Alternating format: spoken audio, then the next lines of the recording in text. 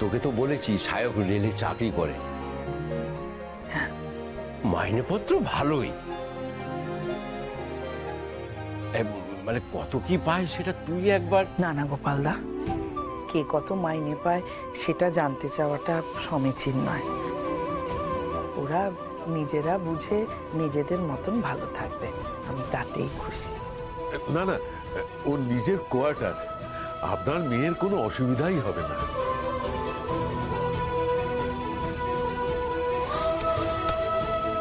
এই এদিকে শোন, সেই থেকে তো উকি ঝুঁকি মেরে যাচ্ছিস, ভেতরে কি হচ্ছে কিছু বুঝতে পারছিস? কথা হচ্ছে বৌদি ভেতরে গেল। কি কথা হচ্ছে? আরে ওস্তাদ, এই ছেলেটা না রেলে চাকরি করে, এই তৎকালে টিকিট কাটার সময় মালটাকে জবাই করতে হবে। আমার এখানে ইহকাল পরকাল সব এক হয়ে যাচ্ছে, আর তুই তৎকালে টিকিট কাটার কথা ভাবছিস? হ্যাঁ, তুই এটাই ভাবছিস তো? বেশি ভুলভাল কথা বললে না তোকে সোজা উপরে যাওয়ার টিকিট কেটে দেবো, বুঝতে পারছিস?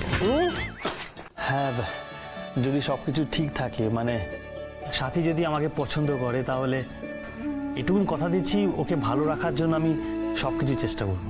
তুমি এমন করে বললে আমার খুব ভালো লেগেছে বাবা।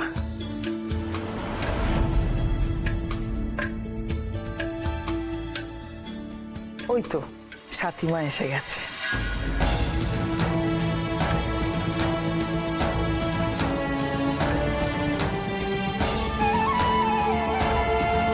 বাহ, অপূর্ব। ছবিতে যা দেখেছিলাম তার থেকে অনেক বেশি সুন্দর। আরে থাক থাক,